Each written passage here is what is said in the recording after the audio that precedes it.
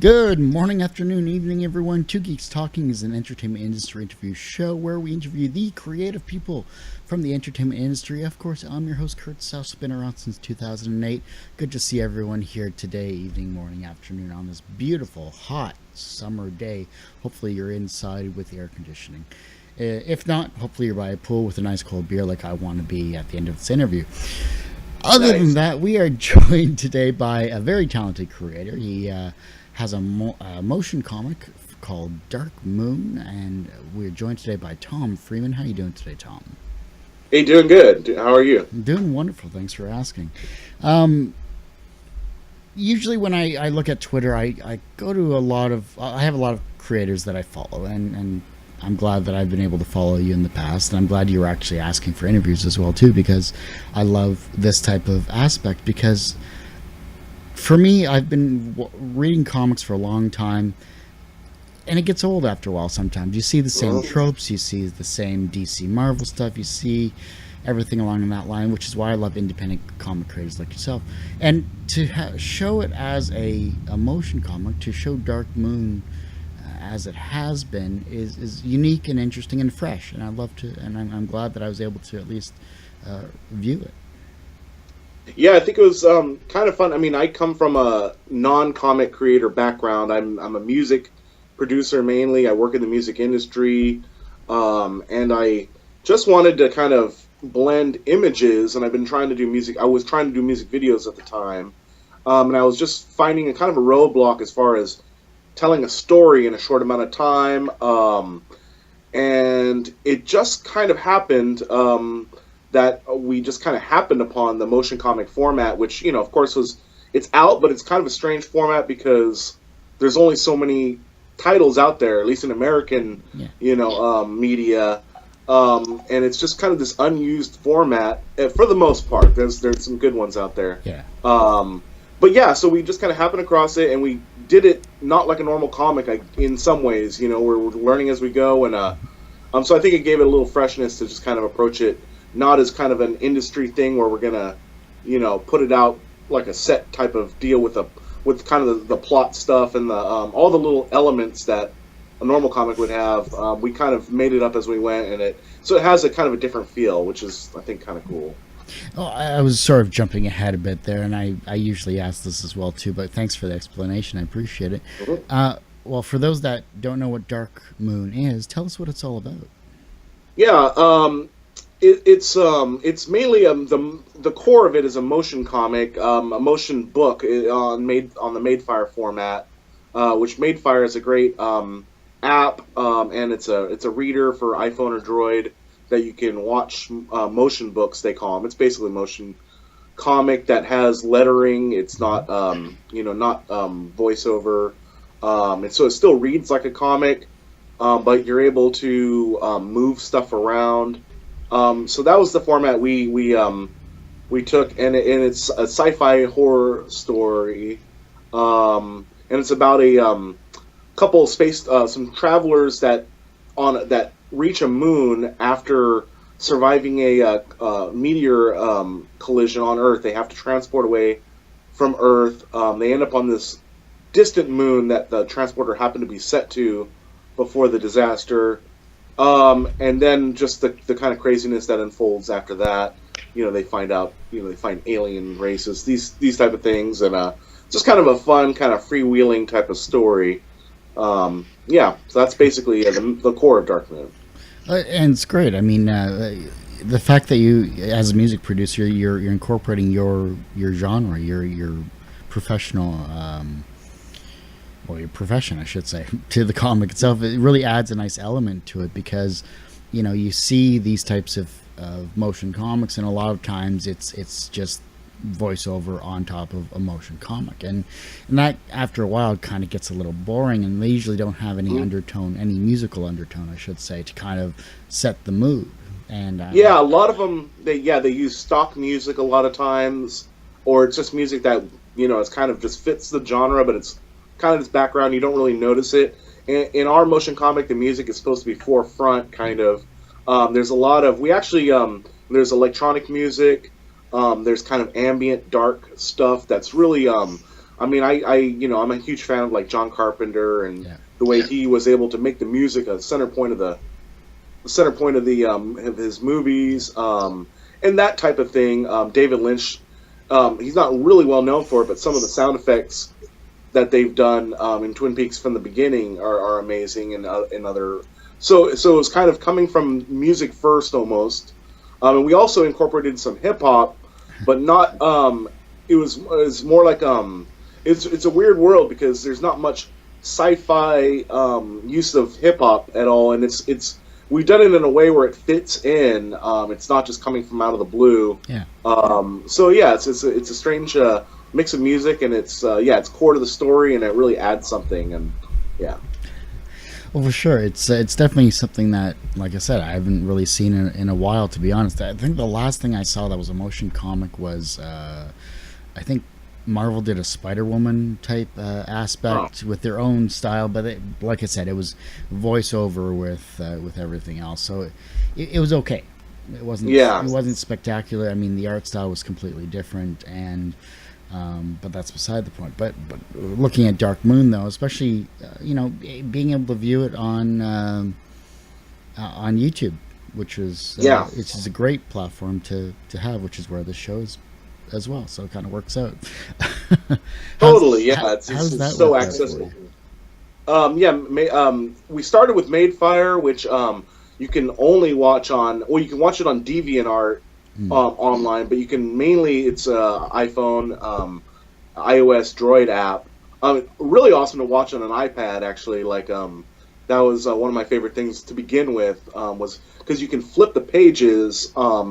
As opposed to the YouTube version, on the Madefire version, it'll stop at every text bubble, and then you kind of move forward, and and there's also a couple little interactive elements that are present in that version. But once we were able to get to YouTube, I mean, it kind of opened us up because there's only so many people that will grab the app, and YouTube's just universal almost. So it was really great to get on that format just to spread it out. But to begin with, we did most of our marketing, and we just had the Madefire app, and that was really cool too. And that's it was kind of cool to see.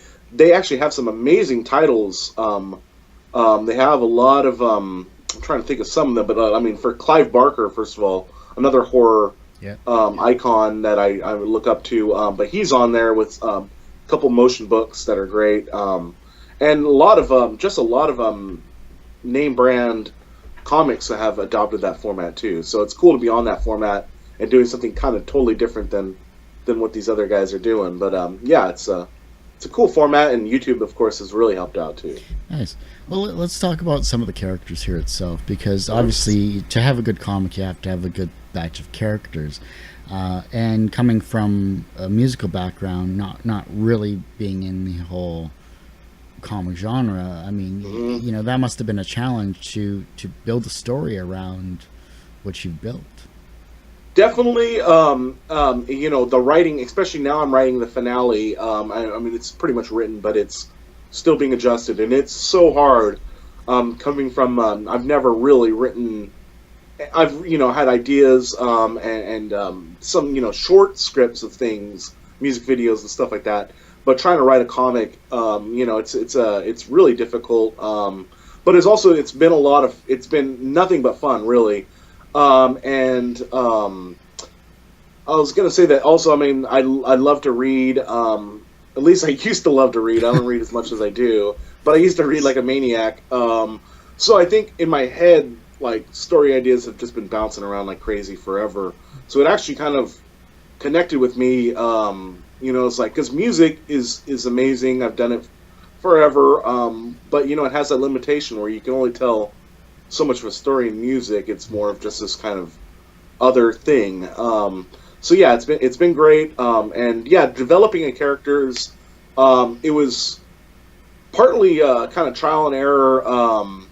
Seeing kind of what worked and what didn't, what sounded good. I kind of bounced the early versions of the first comic around with some friends and other things, and just kind of I think I've watched enough of those type of movies. The story is definitely, in parts of it, it's nothing. We're not breaking any new ground, really. It's supposed to just be a fun I'm a big fan of movies that aren't. I mean, I love kind of deep movies too, but I also just like good old fashioned fun action, sci-fi horror. Not trying to be too smart about it, just kind of having fun.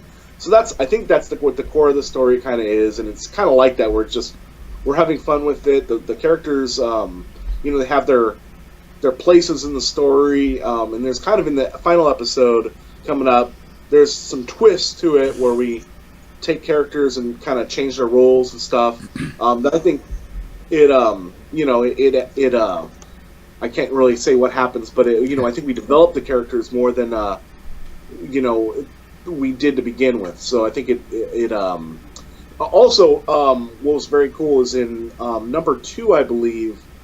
No, I think it was number 3 of the motion comic. It was towards the beginning of number 3. I was able to set up some character development moments for the characters where I finally felt like I was a real writer. I was doing something where it actually really touched, the right veins, and everything kind of came together. So I was really happy with that episode because I think there's some actual emotional development, and you actually can kind of connect with the character where you couldn't before. So yeah, it's been a learning process, So yeah. We'll talk about some of your characters then, because you have 6 characters, at least in the beginning of Dark Moon episode 1. They get teleported here. They deal with the trials and tribulations of one being on a foreign planet, food, oxygen, water, the whole bit. I mean, and discovery. They're explorers in their own right. So finding what they do find, and I don't want to spoil it for really anyone in general, but we'll post the links in the show notes at the bottom just so that people have access to it. It's the human condition in a new environment, and that's always entertaining. Even if the story has always already been written in general, that concept, it doesn't matter. I mean, people put their own twists on it, and you've definitely done that with Dark Moon comic. Cool, thanks. Yeah, it's. I mean, definitely, it's like it's always interesting to see how people deal with these difficult situations. That's something I love about horror in general. And some people, there's a certain crowd that are the people that don't, kind of respect it as a true art form, or it's not as deep as some other things. But I mean, some other things, but what I think what's great about horror in general is you're finding out what people do in extreme situations, in very difficult situations. I mean, similar to war films sometimes.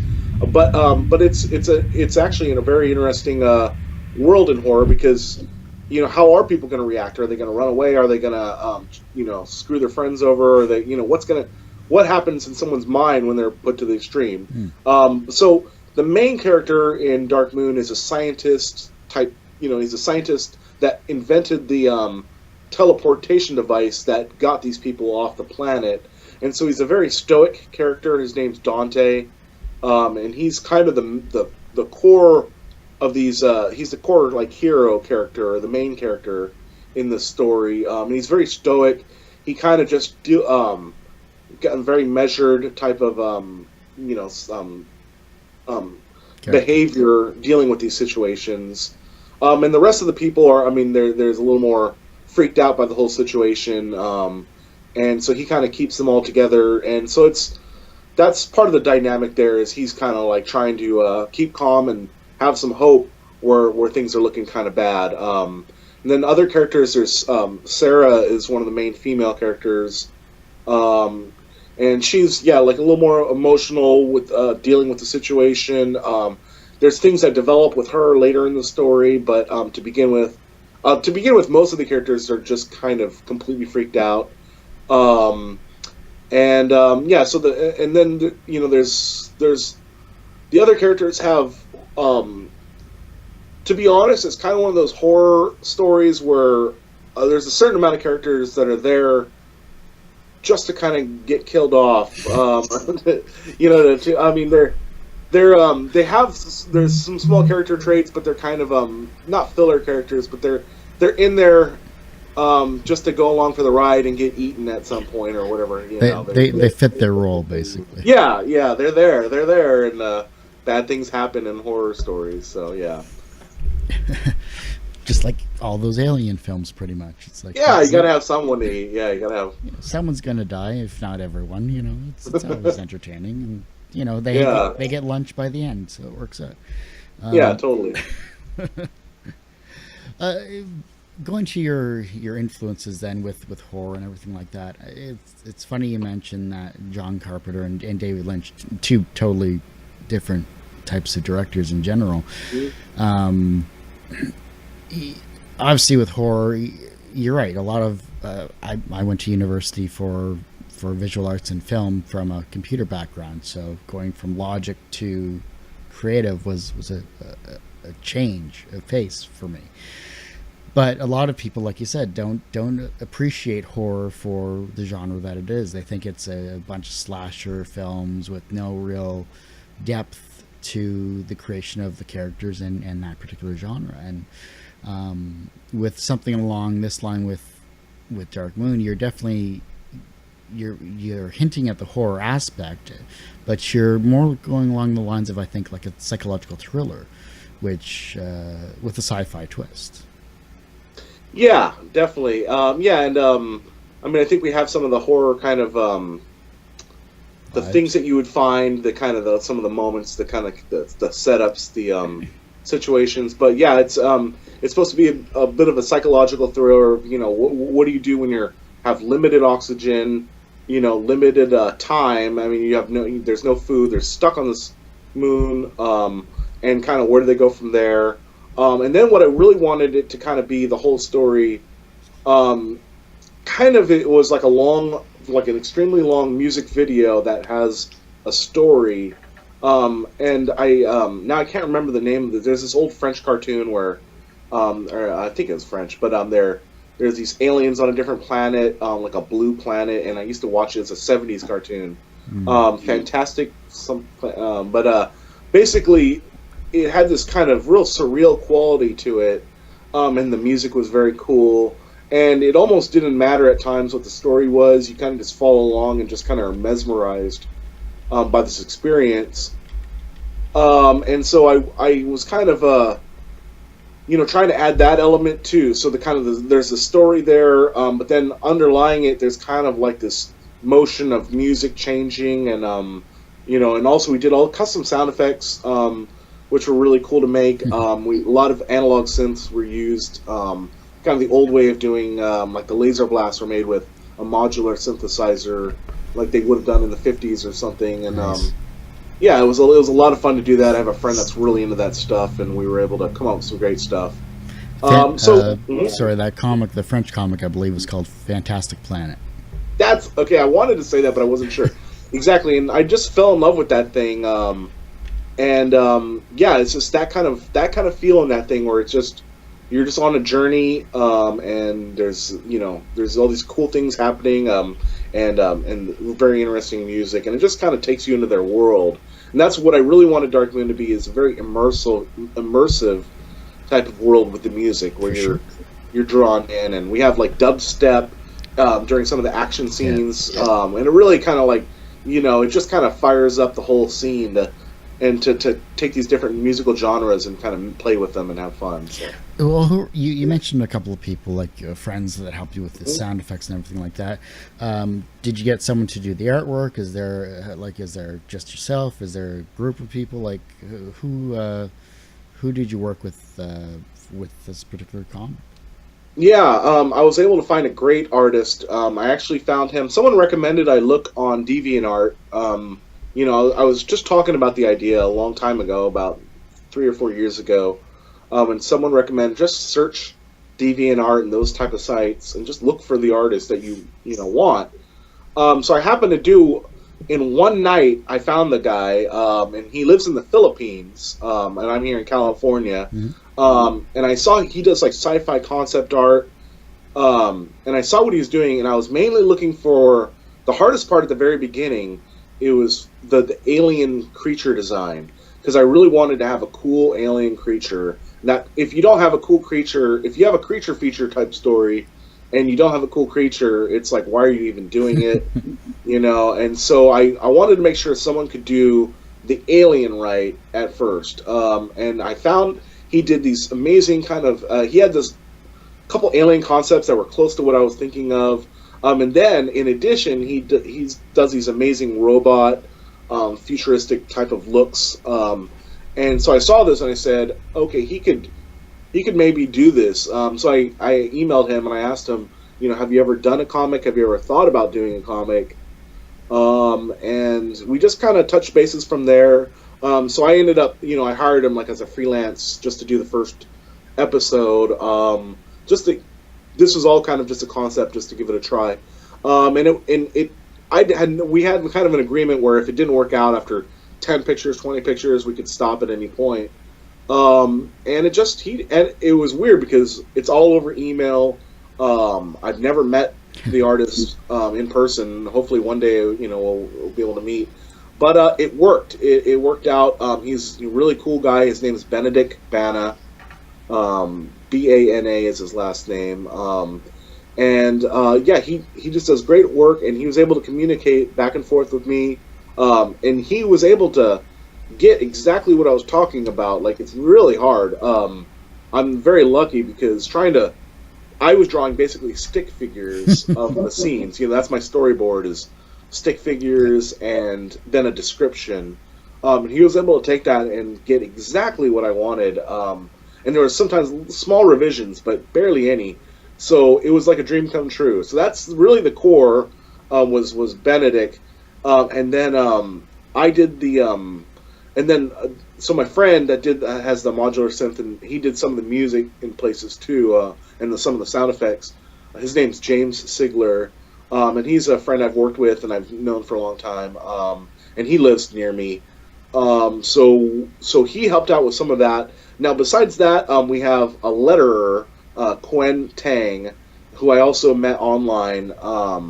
I forgot exactly where I ran into her online, but I've never also met her. She's in Canada. So that's the whole team, really. Besides there's some parts of the soundtrack that I've had other influences. People have contributed a track here and there. But for the most part, I'm doing most of the music, most of the sound effects, and then I come up with the story, and then I do the motion book design afterwards by putting it all in this application, the Madefire app. So that was kind of that's it, and it's a small team, but it all worked together, and also I like that I could control a lot of it, because there was there's motion comic kind of houses that'll make it for you, and of course I didn't have the money close to that to be able to do that, but I kind of had to do it myself, but I have so much more control anyway of these little details that it's right now I'm making the last one, and it's a lot of fun just to jump back into the tool and use it. So that's awesome. That it sounds like a great creative process, especially with multiple people in different areas of the world. The power of the internet, go figure. Yeah, really, it would have never been possible years ago. Definitely, I would never even seen his images.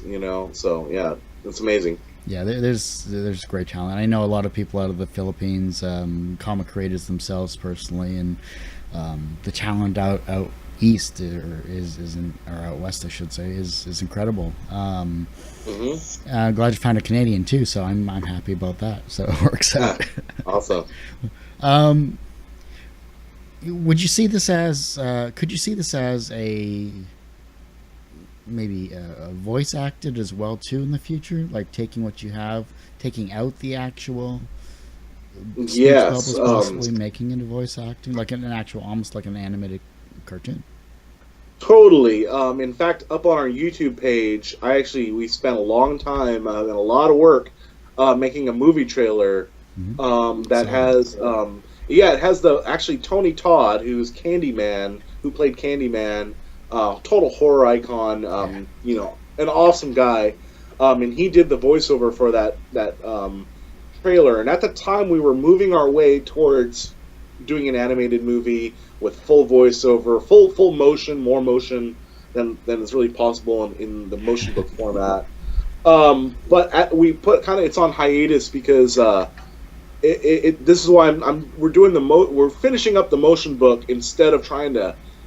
I was gonna try to finish the story as the movie, and the end would come along with the you'd have to watch the movie to see the end. For now, there's so many difficulties with making a movie compared to the motion book that I decided I don't want to try and then have it all kind of blow up. So we're gonna wait to see what happens. Some other little details didn't work out, and so yeah, we're kind of I'm sure as you know, it's there's always like a million variables to making a movie, and so it's never an easy thing unless you planned it out beforehand.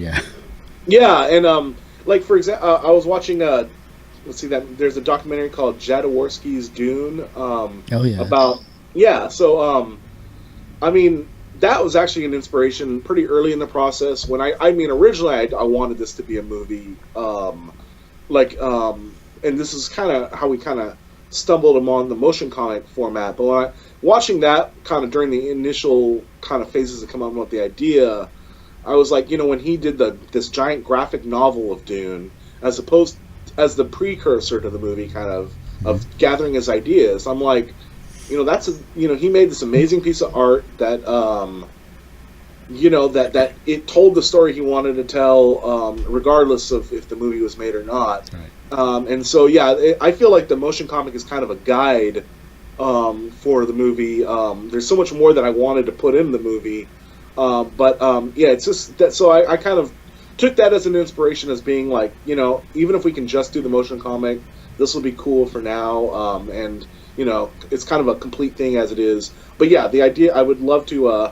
I think the core, everything that's in there, can be explored further. So yeah, the movie with some awesome voice actors, would be awesome. So. And you're in California, so you have probably pretty easy access to a good chunk of them there. Yeah, drive down to LA, not too far away, definitely. Exactly. I was in California last year for a film festival and happened upon a ton of creative directors and all that other stuff. So down in Idlewild, actually. So that was a fun experience. So, first time in California, so that was fun. Oh, cool. But then I did the whole Chinese theater thing in LA. So that was a blast. That was interesting. I love LA. Palm trees, nice weather. Yeah, it's great. Yeah, you don't have to deal with snow. So it's all good. Moving on then. In doing your research of this here, obviously you have your love of film, love of books in the past, and your musical background as well too. Do you see this continuing on? Do you see this as, now that you've got a taste of this creative freedom in a new medium, do you see, creating other works? Maybe not necessarily from the Dark Moon style of things, but maybe a prequel to Dark Moon possibly, or something else. Yeah, we're kind of wrapping up the story. What I'm finding right now, and when I'm kind of wrapping up the story, is that it's we're kind of looking at how to kind of do these more efficiently, because it takes a lot of work, and also I'm the artist is under contract, so I'm paying for each. I'm basically self-funding the whole series. And there's ways, we considered Kickstarter for a while and these other options, and it's so we're just kind of right now. I think what we're doing is, I think there's a lot more to tell. In fact, I'm kind of limited as to fully what I can say, but there's kind of the Dark Moon story is kind of a setup for more stuff that could happen in the future. It kind of almost is a lead-in. It's almost a prequel in its own self to this other story, which I actually was the story I originally wanted to tell, but it wouldn't have made sense to tell that story without telling this story. So yeah, there's a lot more I want to do. I think the first thing I want to do after this, though, is take a long break. But I also have other motion comic ideas.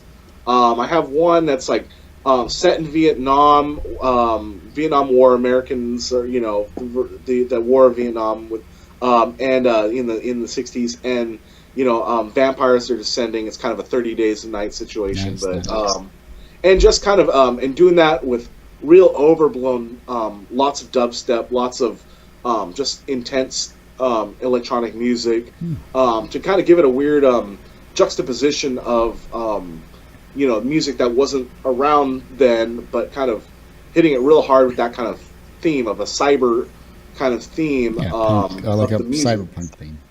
Yeah, but with the kind of the retro kind of story, and I have these other ideas, kind of like a what was the like a VR world gone bad type of ideas, and so yeah, there's these completely other concepts. I've also met some really good, because I've been on doing the Twitter thing. Mainly, that's my main source of kind of being online, and I've met so many great artists through there that I'm like, wow, if I could just do more, stuff, I could work with this guy and do this and that. And also, I met some great musicians that I would love to, collaborate, get some of their music, their influence on. Nice. So, yeah, I think I'd love to keep going with it now that I kind of know how it all works. Now, as far as motion book, I'm not sure. I might want to try a short film, or I'm actually also I'm kind of interested in just kind of being kind of sitting in the back and doing the music for someone else's thing. That's also kind of something I'm interested in. So Interesting. We may have to talk later on. I might have some stuff. So cool, awesome. I make tons of music. Beautiful. So yeah, definitely. Everyone has that one person that kind of inspires them on their path to where they are today. Who was that for you? Let's see. I mean, I would have to say, as far as influences, I would say David Lynch again, especially with Twin Peaks being out right now. It's like I've mentioned this in the past, and it wasn't relevant when I was mentioning it, but now it's so relevant. But when I saw what he did, and I'm not sure if the question. I'm sorry if it's supposed to be kind of an industry influence or a personal influence. Can go either way. Okay, because to be honest, personally, I don't know that many motion comic. Music. What do you call it? Film types where I live, and I don't really hang out with anyone, and so I'm more kind of, I see online, I learn online, and watch movies and that kind of stuff. But David Lynch, this is the way he was able to take sounds, especially, and I think a lot of people don't mention the sound aspect of David Lynch's films as much as the visuals, of course, are crazy. But the way he used sound to create these intense emotions, and I read once that I read an autobiography on him where it's he basically sees films in a way as moving paintings with sound. And that's how I picture it too. That's once I kind of conceptualized that. That's what I wanted to do with Dark Moon. So I would say that's the number one influence for the series, is kind of like trying to create these moments where it looks like a painting that's moving with this sound that kind of just brings you fully into the world. So that's one of the major influences. So yeah, I would say him, especially right now. Oh yeah, he's definitely relevant too. What about personally then? How getting you into music then? Yeah, my parents probably. I grew up actually, even at age 3 and 4, watching both my dad and my mom playing different bands. So music. I grew up like literally with my head in a kick drum. I would sleep in my dad's kick drum while he's playing, and it sounds horrible, but it wasn't, because I had earplugs in, and I don't know. I didn't seem horrible at the time, but it definitely gave me a sense of rhythm, so yeah, I would have to say my parents for music, because I was doing music way before, with them way before kind of my friends got into it. Then we started bands and that kind of stuff. I actually, in the past, I've been in punk bands. I've done kind of that touring a little bit, all that kind of stuff, and just loved that music, the live scene, and all that kind of stuff. But doing movies is a lot easier because you don't have to go drive around all night and sleep in your car or whatever, So it's or sometimes you do, so it depends. So. Come with me on a film set. I'll show you the Yeah. reverse side of that. So Oh boy. Yeah. Yeah. Okay. it's almost like being touring in a band, but with less gratitude but better food. So it kind of works out well. Yeah, the food's important. Yeah. Um, from a professional standpoint, you're very successful. You've been like I said, in bands. You've been professionally from a musical standpoint. You're doing incredible that way. And with Dark Moon, you're doing incredible with that too. Oh, It's like I thanks. said, it's a great comic. Do you Cool. consider yourself personally successful? Yeah, totally. I'm very happy. I mean, I've always wanted to, even before I started Dark Moon or whatever, I've always wanted to kind of, I mean, make art, share it with people, and yeah, I feel, in some ways, I mean, like the creation of this last episode, personally, in some ways, I feel like a total wreck, because I feel sometimes like the last 6 months of my life because we're trying to do the movie trailer, trying to get the movie going, that kind of wasn't working out. Switched to the motion comic, been working on that almost all my free time. So sometimes I feel like it's like my personal life has kind of been this like long, long slow motion, long plane crash where I'm just trying to land and get this thing done.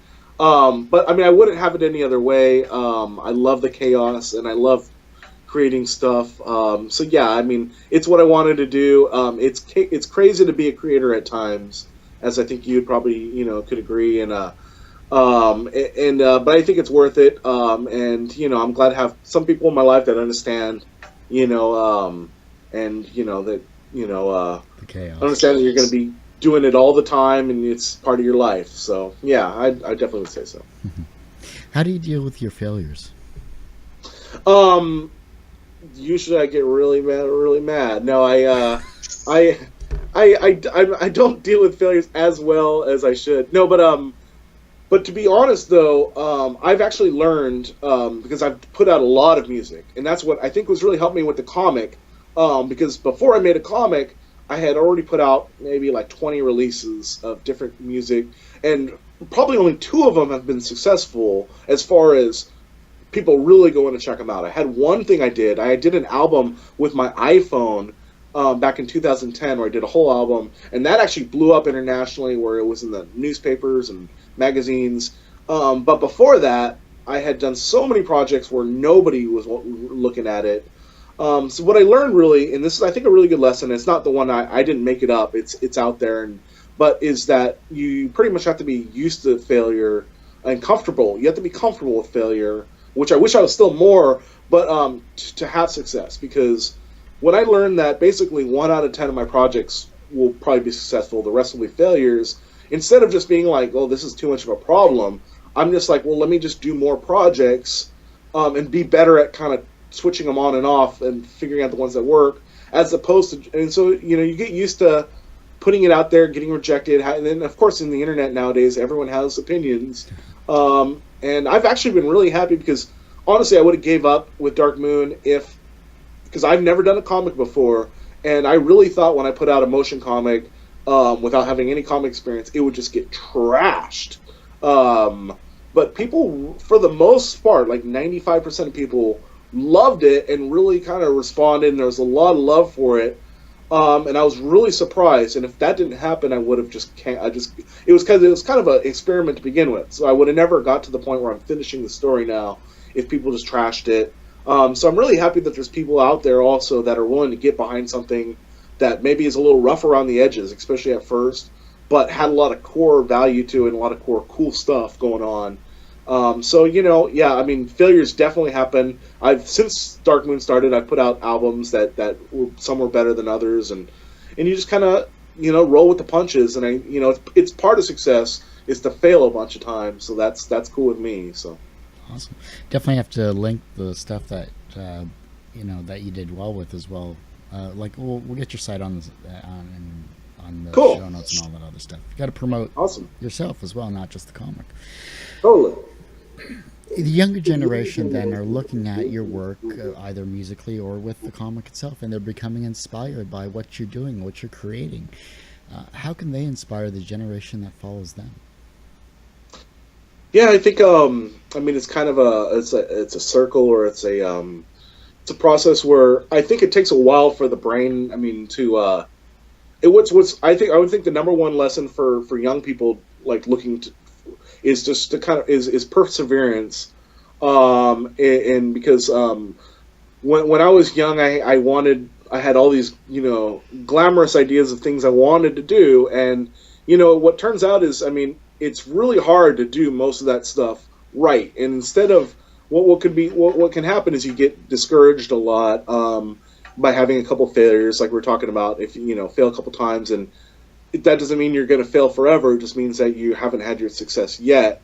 And it's just perseverance, really. And I think sometimes, like, the concepts that will inspire the next generation are already locked in everyone's brain, or they're in there. They just have to. I'm a big fan of like Jungian analysis and dream, analysis, that kind of stuff. Where that stuff is all in everyone. It just sometimes takes a really long time to get it out there. So it's just a kind of staying on it, and realizing that you know good things will eventually happen if you keep doing what you love, and you put your heart into it. Good things will happen. Awesome, love that. Great answers. I haven't had that good of answers for those questions in a while, so I appreciate that. All right, cool. Good stuff. Is there anything that I haven't brought up that you'd like to share with those that are watching and listening to this show? Yeah, a little bit. Just real quick. As far as so we're doing our final motion comic, and like I was mentioning with Dark Moon, it's very music based of a series, and so now we have a new soundtrack coming out with our motion comic, and it has this artist, hip hop artist from L.A. And he's a legendary guy. He does some of the best freestyles. Very melodic. I think he's one of the best MCs. And I've been lucky enough to see him live a couple times. And the whole album is his music. He's Micah Nine, and my production, and a lot of the songs are on the Dark Moon theme. So the album's called Teleported. It's all wrapped into the Dark Moon story for the most part. There's elements that aren't. But I just kind of encourage people to check that out. It's a whole. What I like about our comic is I try to leave it as an open world, where I even encourage other people can jump in the Dark Moon universe, do stuff that's related to it, and just kind of it's a universe for people to play in. And there's some musical aspects to that. I'd love to work with. One of the cool things about a motion comic is you can switch the music. So I've thought about re-releasing Dark Moon as a metal version, or completely different. A jazz version would be kind of strange, but it could be awesome. But that stuff is out there. So I mean, I think just kind of encouraging people to check out the music, and also kind of just conceptualizing their own art. What they can do in that area of really kind of making music a centerpiece, an important part of their story. So nice. That's awesome work there. And where can we find your website, and then find Dark Moon? Yeah, my music is mostly at the new stuff is at known, like known as in known shadows, and it's a Bandcamp page. But I think if you just search Known Shadows, you can find it. Dark Moon is at darkmooncomic.com, so it's darkmooncomic.com. So that's really easy to find. In fact, if you go to Dark Moon, you can pretty much find all the links to my stuff, and to my page, and to everything going on with Dark Moon from that page. So that's a great place to start. I go by Freematic as my artist name, with a K at the end, so FREEMATIK. So if you search for that, you'll find me, and I'm always I'm very happy to also reach out and talk to people, collaborate, discuss whatever. If someone has something they're doing, I'm always happy to offer advice. Usually it's what not to do, but I can offer that and tell you the mistakes I've made, so you can learn from them. Awesome. Well, good stuff there. Really appreciate that. I hate to say it, but I guess that ends this episode of Two Geeks Talking. I just want to thank you so much for coming on the show, Tom. Really appreciate it. Cool, thanks, Kurt. Yeah, I had a good time. All right, for those, like I said, we're gonna have all this stuff on the show notes itself. We're gonna post up the darkmooncomic.com. We're gonna post up the YouTube page, all of that other fun stuff. So check out his work, check out everything like that in the future. Now, of course, Two Geeks Talking is an entertainment show that's been around since 2008. You can find all of our work, of course, on our website, tgtmedia.com. Take the time to look through these interviews. A lot more stuff coming up from the local comic convention circuits that I did last year. Apologies, it takes time, but it's going to be posted up there. A lot of cosplayers, a lot of interviewers. In fact, even the Sailor Moon voice actors that happened to interview, as well as T. Carrera and Paul Amos, are going to be up on that site as well too. So check those out. Yeah, really, I lucked out on the Sailor Moon stuff because that's what I grew up with originally. I'm not afraid to admit it. Awesome. And of course, anything else, go to our YouTube page, click subscribe, click the bell to get the alerts. We'll be posting up a lot more stuff there. Facebook, of course, is /2 Geeks Talking, the word 2, not the number 2. And of course, you can find me on Twitter at Kurt Sasso with the letter K, not C, because if you've known me, if you spell it with C, I won't know who you are because that's someone else. It's not me. Just say it. Anyhow, thanks everyone for listening, watching, and enjoy the show. Enjoy whoever we have on next week for another great interview on Two Geeks Talking. Thanks for coming out.